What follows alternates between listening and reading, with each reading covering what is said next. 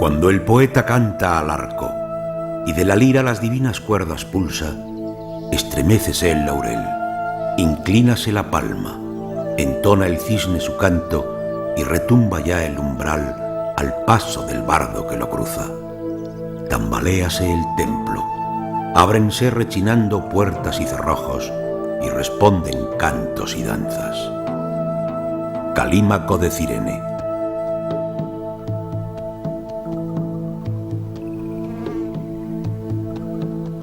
Primavera. Apolo había retornado a Delfos, el centro del mundo. Pitia, la adivina, había puesto fin a su silencio invernal.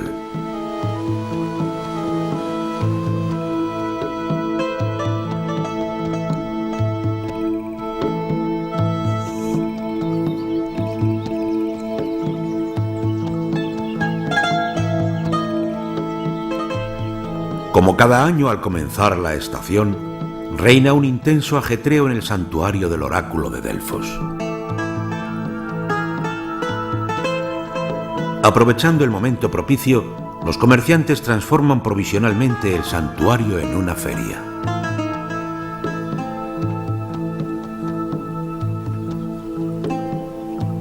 Entre los siglos VIII y V a.C., casi ninguna decisión se adoptaba en Grecia sin consultar al oráculo.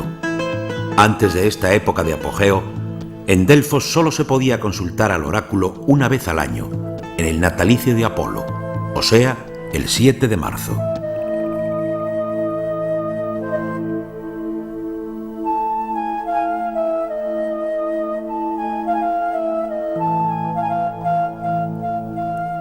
El ritual adivinatorio de Delfos se mantuvo casi invariable durante 1000 años.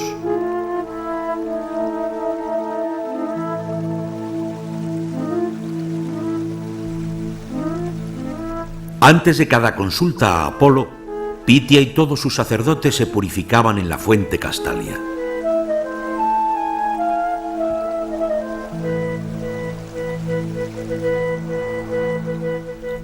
Luego partía la procesión hacia el templo de Apolo.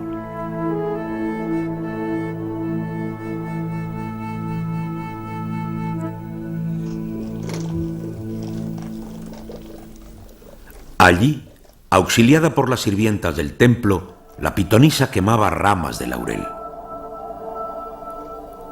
Una vez cumplido este requisito, quedaba despejado el camino para la consulta a Apolo. La pitonisa desciende los escalones hasta el recinto más sagrado del templo, el Aditon.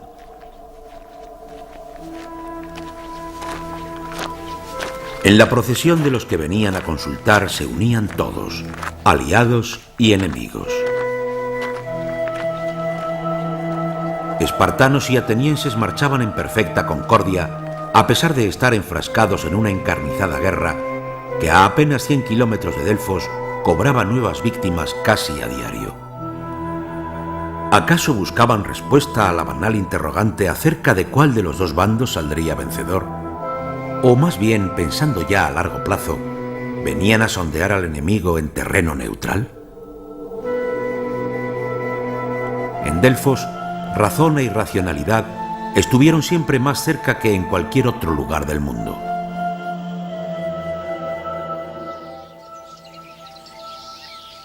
Como aún hoy, la procesión se iniciaba en el punto más hondo de la comarca sagrada. Desde aquí partían los peregrinos con las ramas de laurel. Aquí se echaban al hombro sus ofrendas.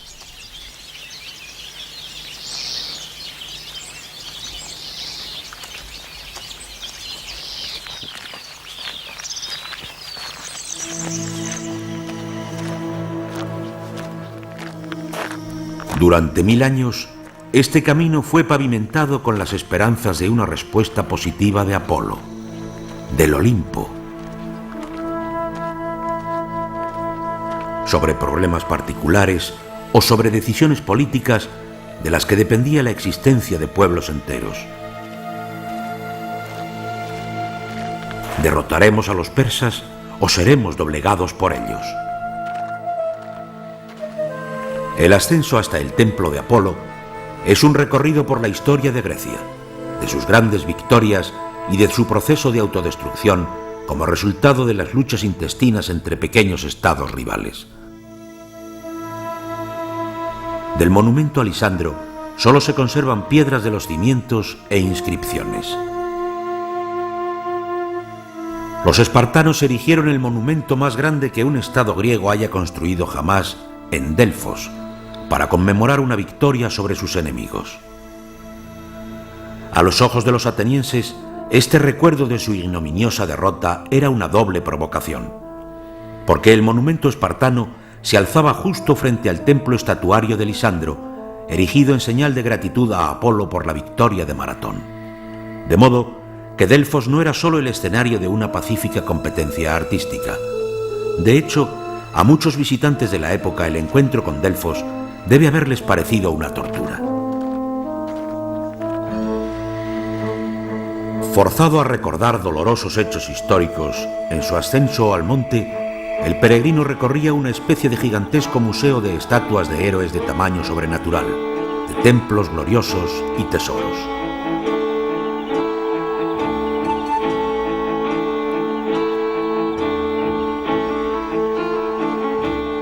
Ostentosas ofrendas votivas de oro, marfil y otros materiales preciosos competían en suntuosidad formando interminables hileras.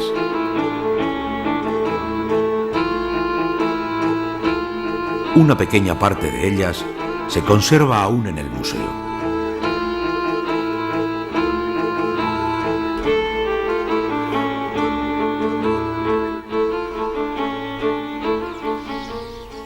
El tesoro de los atenienses.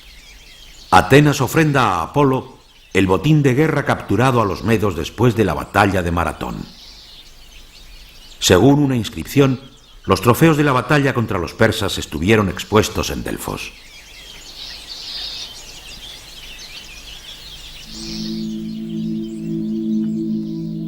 Viéndose a sí mismos como dioses, los vencedores adornaron el friso con escenas del combate de Teseo contra las Amazonas y las hazañas de Hércules.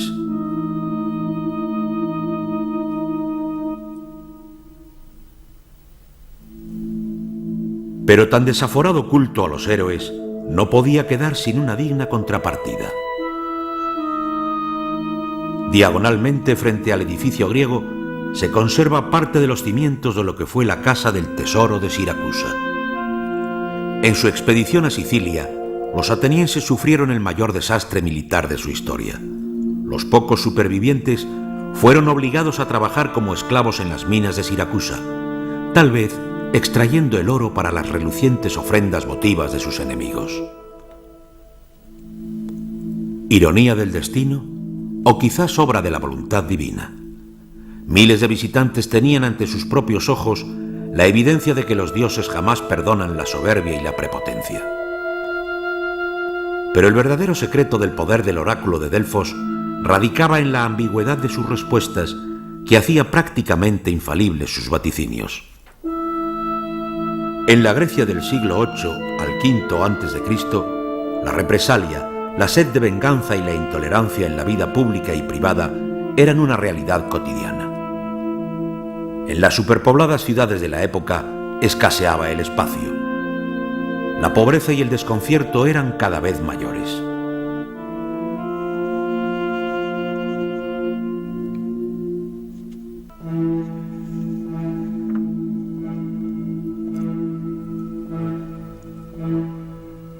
El oráculo de Delfos era el portavoz de Apolo, a quien los sacerdotes veían y veneraban como a un joven dios civilizado muy adelantado a las corrientes de su época.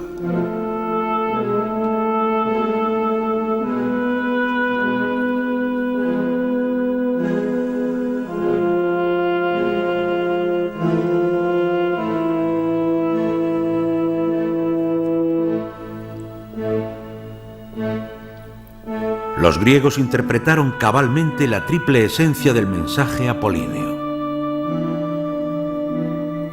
Tolerancia. Delfos toleró siempre la presencia de otros dioses en su santuario. Misericordia. Se les debía dar una oportunidad a los débiles y mostrarles sus límites a los vencedores. Justicia. No debía imperar la ibris, la arrogancia, la ley del más fuerte.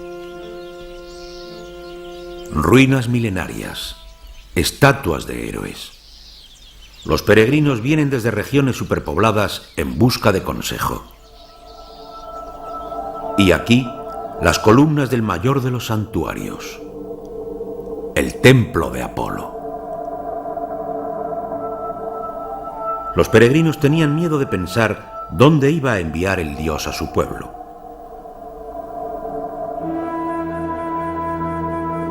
En el centro de la estancia, el fuego eterno.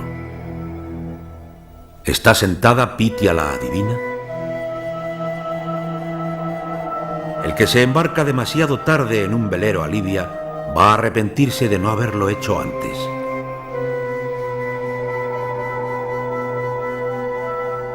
Así cuenta el historiador Heródoto la terrible respuesta de los sacerdotes. En Libia. Allí deberían sobrevivir, como drogados intentando seguir su camino.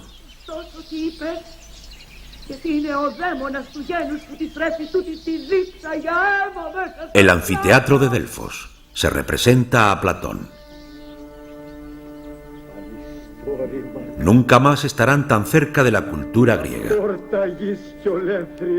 Están dispuestos a dejar todo y abandonar su patria por ir a África.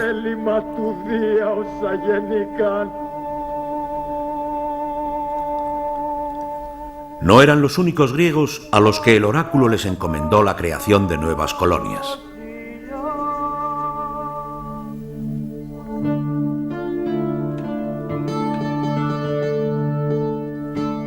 Entre los años 750 y 500 a.C., el oráculo manejó una gran emigración. El oráculo como organizador de las colonias.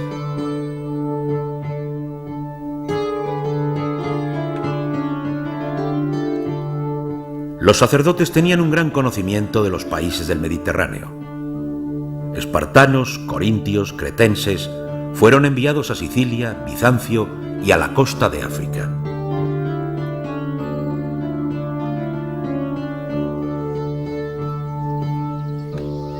Píticos se llamaba a los Juegos Panhelenísticos que, como las Olimpiadas, se celebraban cada 4 años en Delfos. Incluían música, poesía y teatro, pero también disciplinas deportivas como el pentatlón o las carreras de carros. Interpretando los designios de Apolo, durante los Juegos se respetaba rigurosamente un armisticio sagrado. A la vista de estas competencias pacíficas, las piedras de Delfos se convertían en un foro diplomático. El reinado de Apolo en Delfos duró 1000 años. Gracias a su visión política, a veces las sacerdotisas y sacerdotes de Delfos llegaban a ser más influyentes que los poderosos. Sin embargo, la historia no recuerda sus nombres. Uno de los últimos vaticinios del oráculo de Delfos, emitido en el año 360 a.C., suena casi como una declaración de renuncia de Apolo. Al soberano di que en ruinas yace el santuario del arte. Febo quedó a la intemperie sin profético laurel. Enmudeció la fuente parlante. Cayó del agua ya el murmullo.